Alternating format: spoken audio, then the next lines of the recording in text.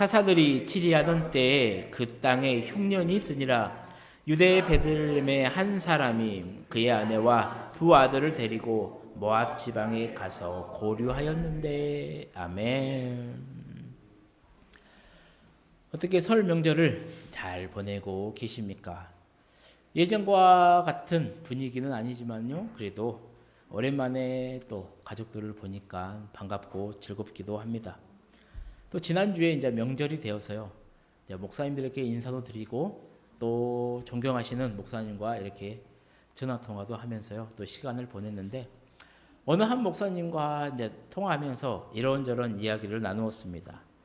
대화 가운데 그 목사님께서 저를 이제 위로해주고 격려도 해주셨죠. 힘내라고. 참 어렵겠지만 또 하나님이 부어주시는 은혜가 있으니까 또 그 가운데 감사하며 살아가다 보면 또 좋은 일들이 있을 것이다라고 이제 이렇게 축복도 해주셨습니다. 그러면서 이제 그 목사님께서 이제 이런 말씀도 하시더라고요. 당신은 이 목사라는 직업이, 이 목사라는 이 직위가 참 감사하다라는 거예요. 그러니까 이런 직업이 없다라는 것이죠. 그러니까 얼마나 좋냐라는 거예요. 자기가 하는 일이라는 것은 딱 하나밖에 없다라는 거예요. 그냥 하나님이 나에게 주신 그 은혜, 그걸 내가 받아요. 그리고 내가 그걸로 행복합니다. 그리고 그거를 그냥 성도님들에게 전할 뿐이라는 거예요. 하나님이 내게 받은 은혜를 그냥 거저 베풀었더니 목사님이 밥도 먹고 월급도 타고 집도 주고 차도 준다라는 거예요. 이렇게 좋은 직업이 어딨냐라는 거예요. 그냥 웃으면서 이제 이렇게 이야기를 나눴었는데 그 말을 듣고 곰곰이 생각을 해봤죠. 근데 정말로 그렇더라고요. 하나님이 나에게 주신 그 은혜를 그냥 정리해서 여러분에게, 우리 성도님들에게 베풀었을 뿐인데 살아갈 모든 것을 다 챙겨주니까 얼마나 감사하냐라는 거. 그래서 이 목사라고 하는 이 자리에 정말로 다시 한번 감사함을 느꼈고요. 그러면서 진짜로 중요한 사실도 하나 깨달았다는 겁니다. 제 삶의 자리에서 절대로 빠지면 안 되는 것이, 절대로 빠지면 안 될 중요한 일이 바로 이 말씀 묵상이다라는 것을 다시 한번 깨달았다는 것이죠. 생각해 보십시오.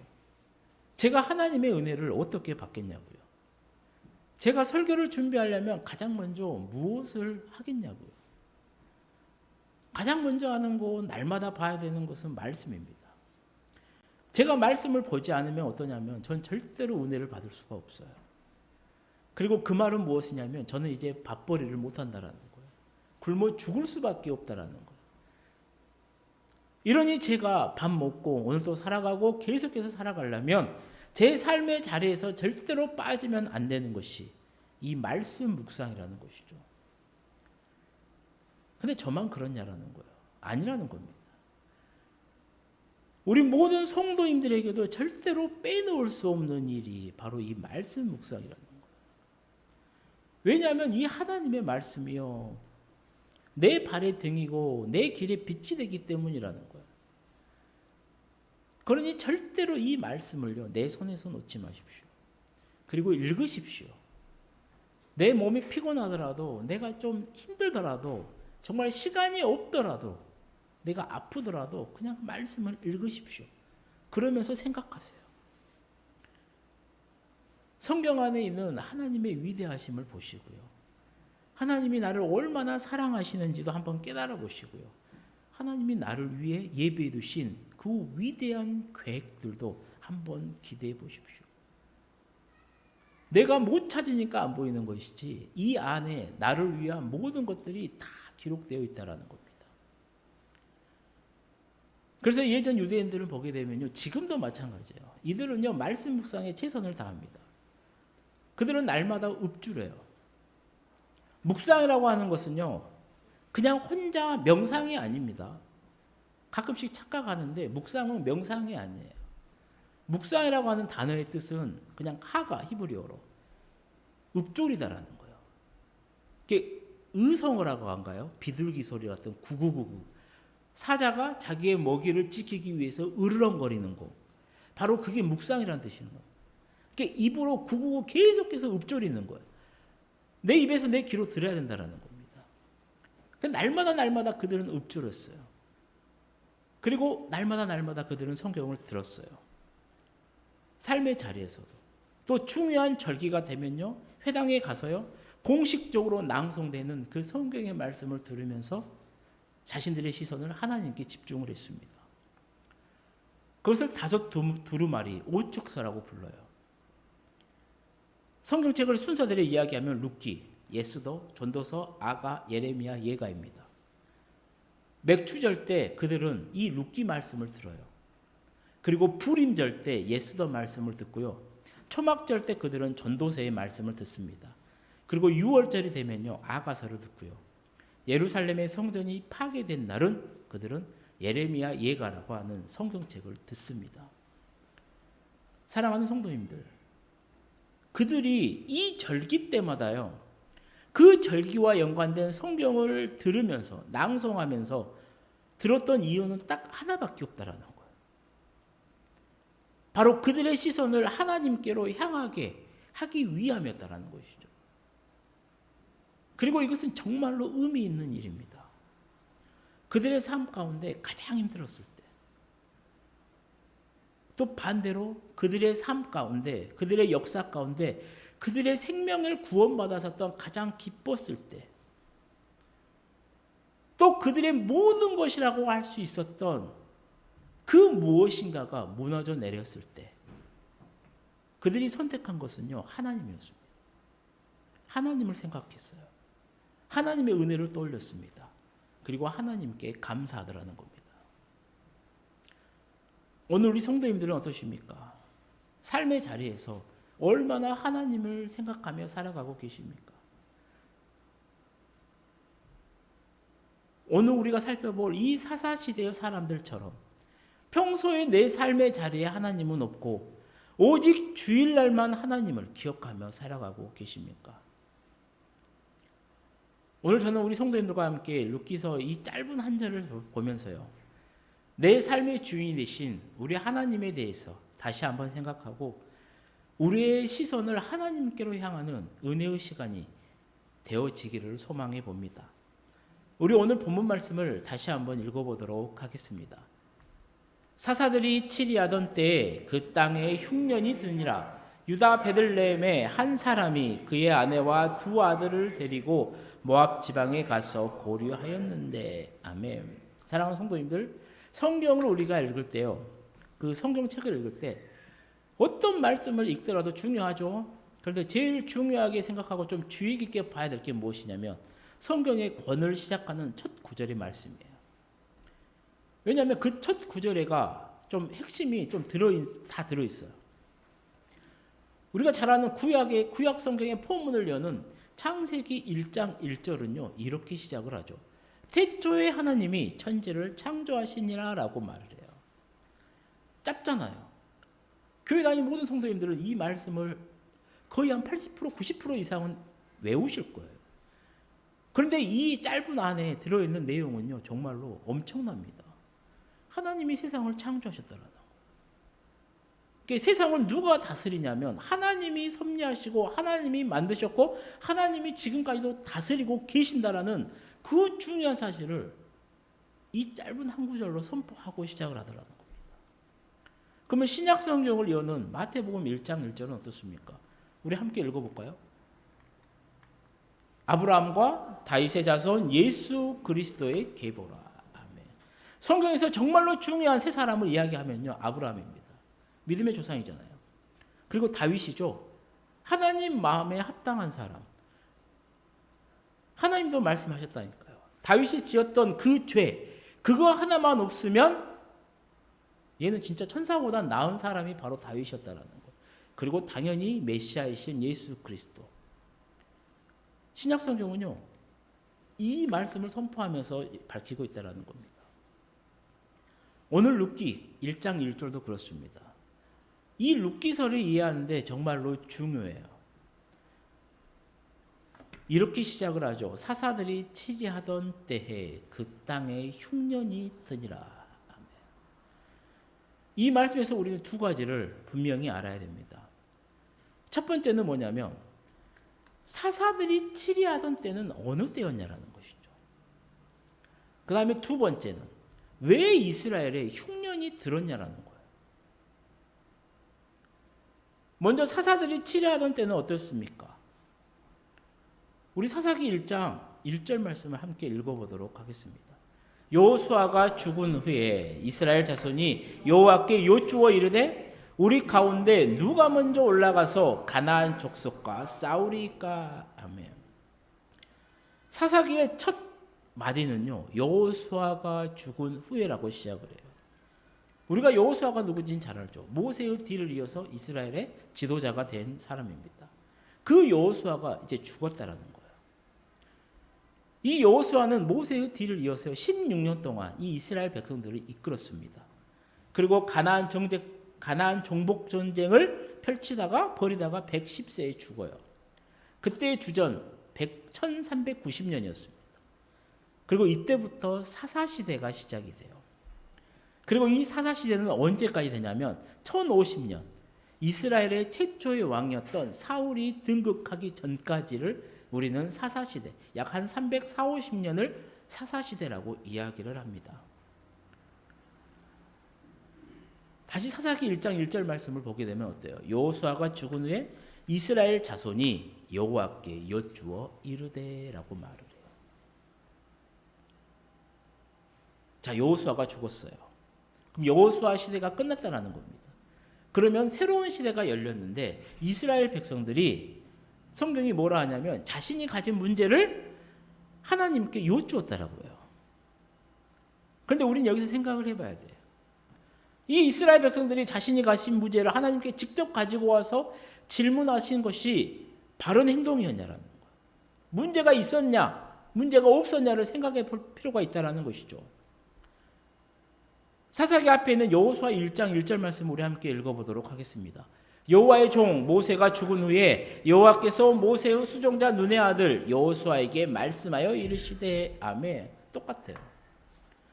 여호수아서의 첫 마디와 사사기서의 첫 마디가 그 전개하는 방식이 완전히 똑같죠.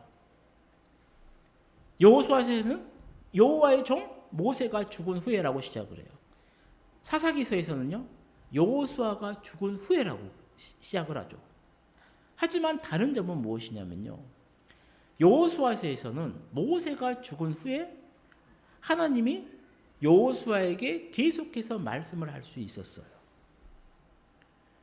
근데 사사기를 보게 되면 여호수아가 죽자 이제는 하나님이 말씀할 사람이 없다라는 겁니다. 여호수아는 모세가 죽은 후에 여호수아가 지도자가 됐고 하나님이 여호수아에게 이야기를 했어요. 그리고 이스라엘 백성들에게 말을 했어요.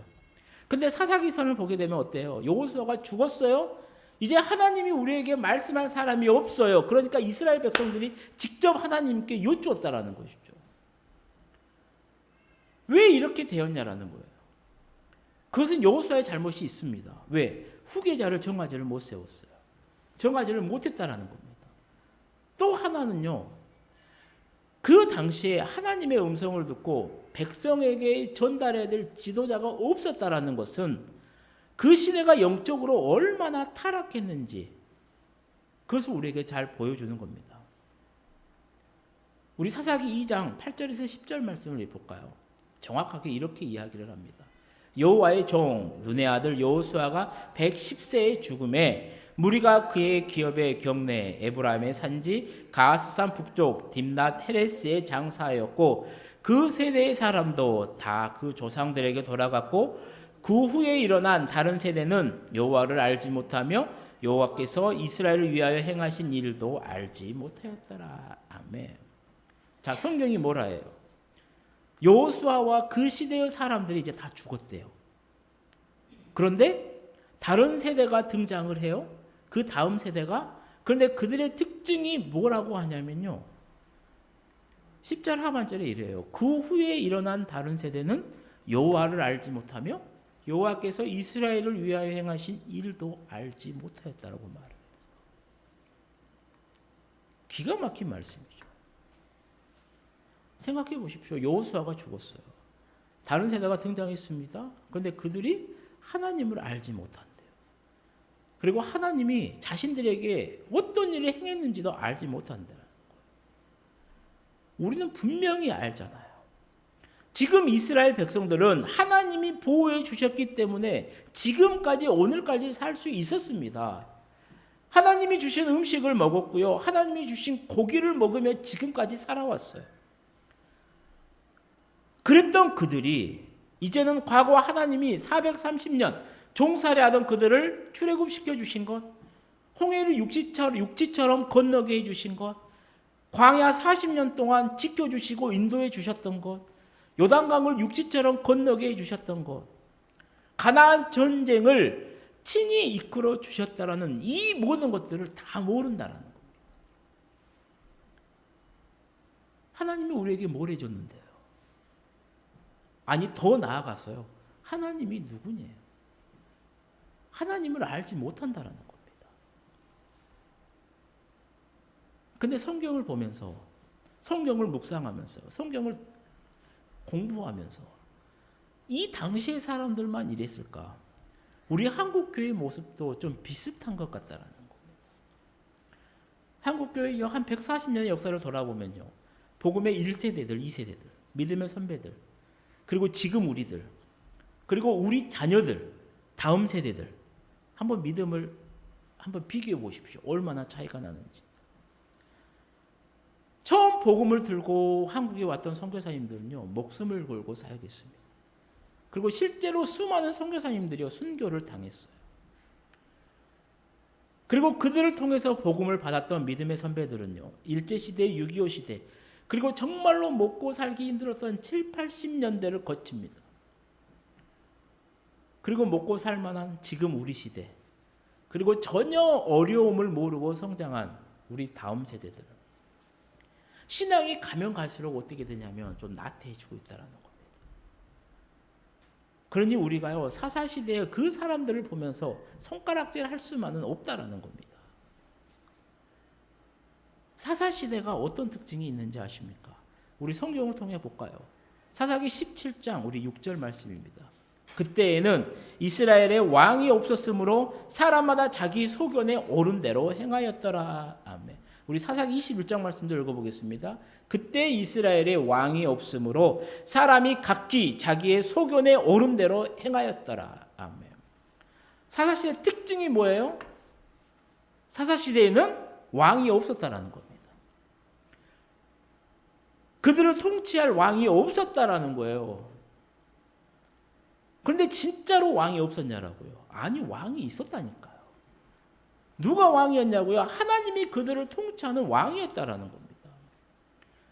하나님이 그들을 통치하지 않았으면 그들은 340년 동안 유지할 수가 없었어요.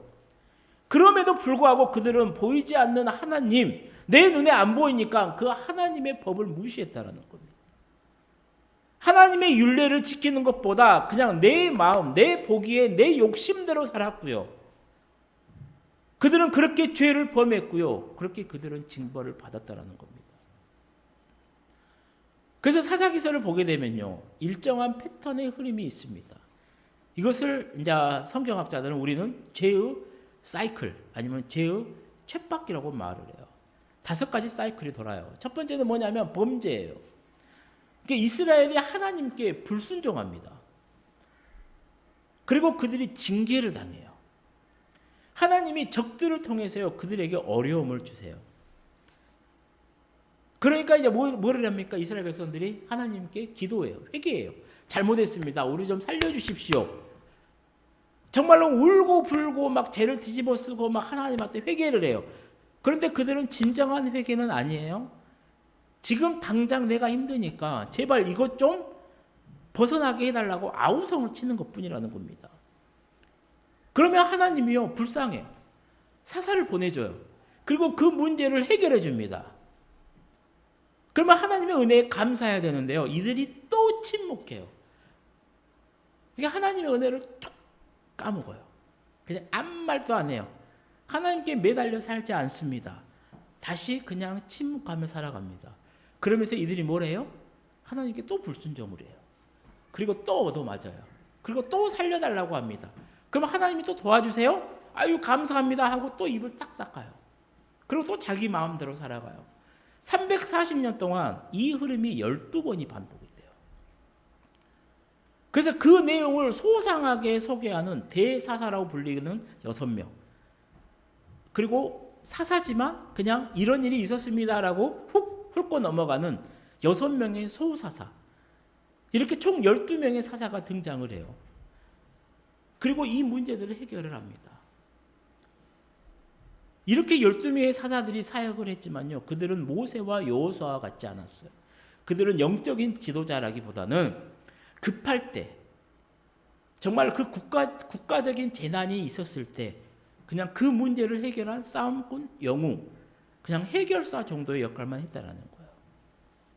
이게 뭐가 문제냐면 사사들도 하나님께 매달리지 않았어요. 일반 백성들도 문제가 있어도요 하나님께 매달리지 않았다라는 겁니다. 어떤 문제가 내 삶의 자리에서 일어났었을 때 그들은 절대로 하나님께 먼저 뜻을 물어보지 않았다라는 거예요. 대신에 내 생각대로, 내 경험대로, 내 판단대로 우리끼리 모여서 이야기해 보니까 이게 좋겠다라고 행동을 했다라는 겁니다. 그리고 성경은 이것을 사사시대의 특징이다라고 말을 해요. 그러니 결과가 어때요? 나라는 나라대로, 가정은 가정대로, 개인은 개인대로 엉망으로 살게 되더라는 겁니다.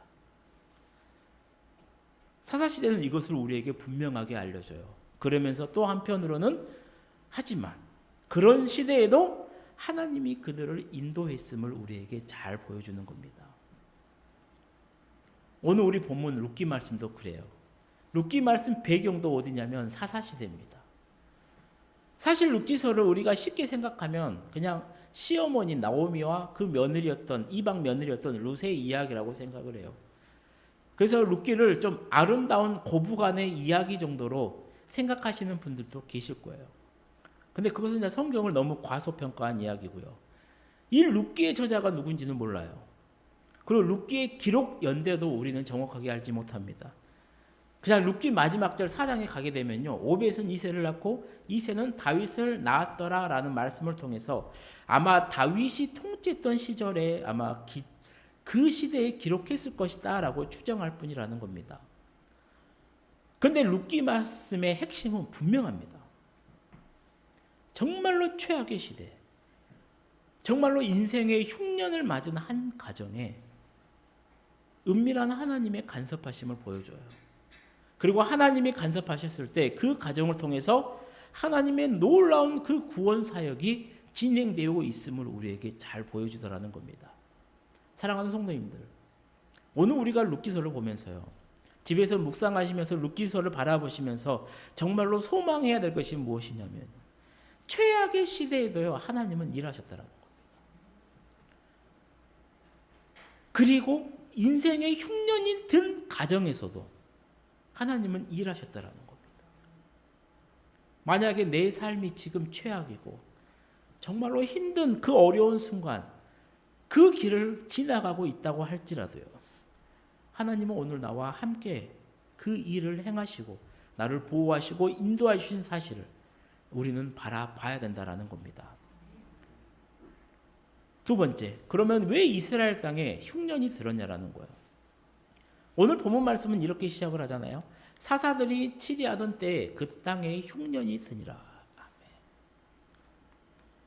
사사들이 다스리던 340년 그 시대 상황에 대해서 어느 정도 말씀을 드렸습니다. 그러니 그 다음 말씀을 보게 되면 어때요? 그 땅에 흉년이 들었다라는 거예요. 그 땅이 어떤 땅입니까? 이스라엘 땅이에요. 좀 더 지역을 딱 좁게 말씀드리면 유다 베들레헴입니다. 그곳에 흉년이 들었대요. 그리고 우리가 이 말씀을 좀 더 잘 이해하려면요, 레위기 말씀을 알아야 돼요. 레위기 26장을 보게 되면요, 상과 벌이 나옵니다. 마치 신명기 28장에 보면 순정하면 복을 받고요, 불순종하면 벌을 받는 것, 저주를 받는 것처럼 레위기 26장에도 똑같이 상과 벌에 대해서 이야기를 해요. 상에 대해서는 이렇게 말을 하죠. 우리 레위기 26장 3절 4절 말씀 읽어보도록 하겠습니다. 너희가 내 규례와 계명을 준행하면 내가 너희에게 철따라 비를 주리니 땅은 그 산물을 내고 밭의 나무는 열매를 맺으리라. 아멘. 하나님의 말씀대로 사는 사람들에게 복을 주신다는 것을 언급을 해요. 자, 그럼 벌은 무엇이냐면 14절에서 16절 말씀입니다. 함께 읽어볼게요. 그러나 너희가 내게 청종하지 아니하며 이 모든 명령을 준행하지 아니하며 내 규례를 멸시하며 마음에 내 법도를 싫어하여 내 모든 계명을 준행하지 아니하면 내 언약을 배반할진대 내가 이같이 너희에게 행하리니 라고 시작. 하나님의 뜻대로 하나님의 말씀대로 살아가지 않은 사람들에게 벌을 내린다는 겁니다. 그러면서 뒤로 쭉 나와요. 세 단계로 구분할 수가 있어요. 첫 번째는 뭐냐면 흉년입니다. 우리 레위기 26장 20절 말씀 읽어볼까요? 너희의 수고가 헛될지라 땅은 그 산물을 내지 아니하고 땅의 나무는 그 열매를 맺지 아니하리라. 첫 번째 단계는 흉년입니다. 두 번째 단계는 뭐냐면 수탈이에요. 우리 25절 말씀 읽어보겠습니다. 내가 칼을 너희에게로 가져다가 언약을 어긴 원수를 갚을 것이며 너희가 성읍에 모일지라도 너희 중에 연병을 보내고 너희를 대적의 손에 넘길 것이며. 아멘. 두 번째 벌이 수탈입니다. 3단계 포로입니다. 우리 34절 말씀을 읽어보도록 하겠습니다. 너희가 원수의 땅에 살 동안에 너희의 번터가 황무할 것이므로 땅이 안식을 누릴 것이라. 그때 땅이 안식을 누리리니. 아멘. 하나님의 벌이래요. 하나님의 백성들이 하나님의 말씀을 순종하지 않고 자신들의 마음대로 살면요, 처음에는 흉년이 들게 하신대요. 흉년이 들었어요? 자, 정신을 못 차립니다. 그러면요, 그래도 먹고 살기 힘든데 그 모두 다 빼앗긴다라는 겁니다. 먹고 살기도 힘든데 모든 것을 가지고 있는 것조차 이제 뺏긴대요. 근데 정신을 또 못 차려요? 그러면요, 이스라엘 백성들이 전쟁에서 패해서 포로가 되겠다라고 말씀하신다라는 겁니다. 자, 그렇게 이스라엘 백성들은 그들이 해야 될 행동이 무엇이었냐면요, 내 삶에서 일어나는 환경을 보고요, 지금 왜 이런 현상이 일어난지 분석해 봐야 돼요. 그리고 말씀에 순종하는 삶으로 삶을 전환시켰어야 한다는 겁니다.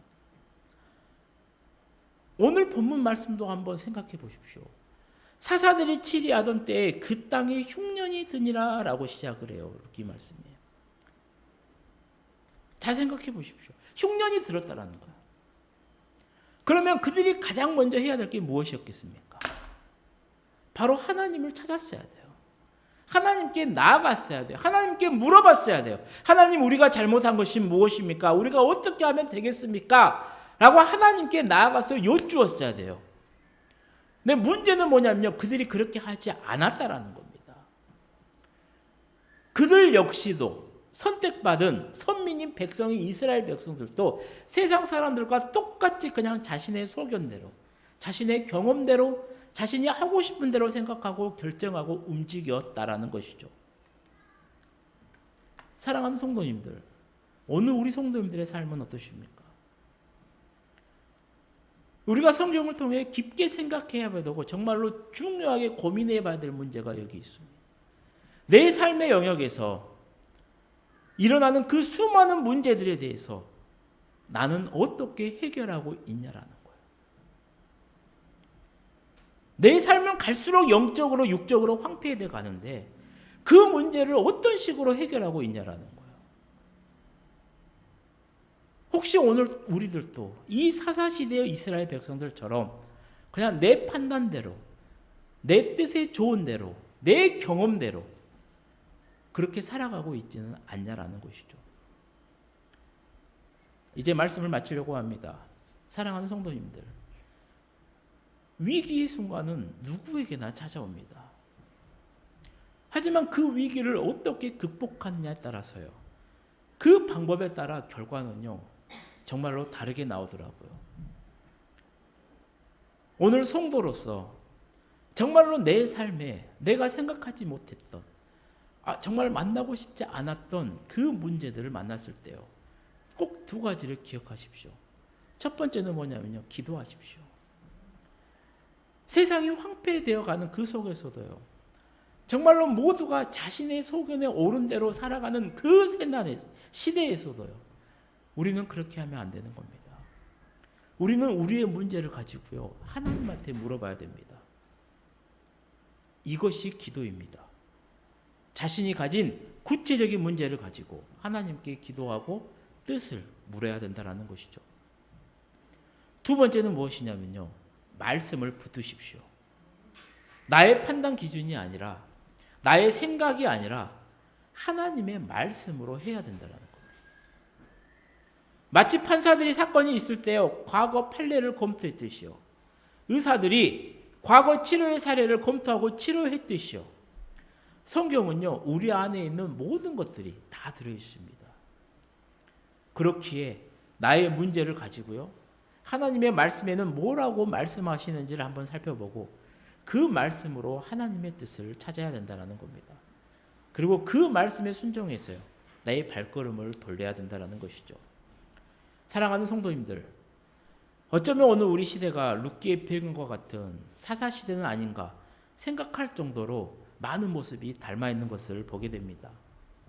이때 내 삶에 그 자리에 흉년과도 같은 힘든 일이 생겨도요, 오늘 주신 이 룻기 말씀을 잘 붙들어서요, 우리의 인생을 풍요롭게 인도하실 분은 오직 하나님밖에 없다라는 그 사실을 믿으시고, 오늘 또 말씀을 붙들고 그 하나님의 말씀에 순종하며 믿음의 발걸음을 내딛는 우리 모든 성도인들 되시기를 주님의 이름으로 축원합니다. 기도하시겠습니다. 사랑의 하나님 아버지, 우리는 오늘의 삶이 평안하고 순탄하기를 바랍니다. 하지만 그러지 못하고 힘들고 어려운 위기의 때도 많이 만남을 합니다. 오늘 말씀 앞에 앉은 우리에게 지혜를 허락하셔서 주신 말씀 잘 붙들어 그 힘든 때를 만났을 때 나와 함께 하시는 하나님을 기억하며 믿음으로 승리할 수 있도록 인도하여 주옵소서. 그 걸음걸음을 축복하시며 이번 한 주간도 성령 하나님 우리와 함께하여 주옵소서. 예수님의 이름으로 기도드립니다. 아멘.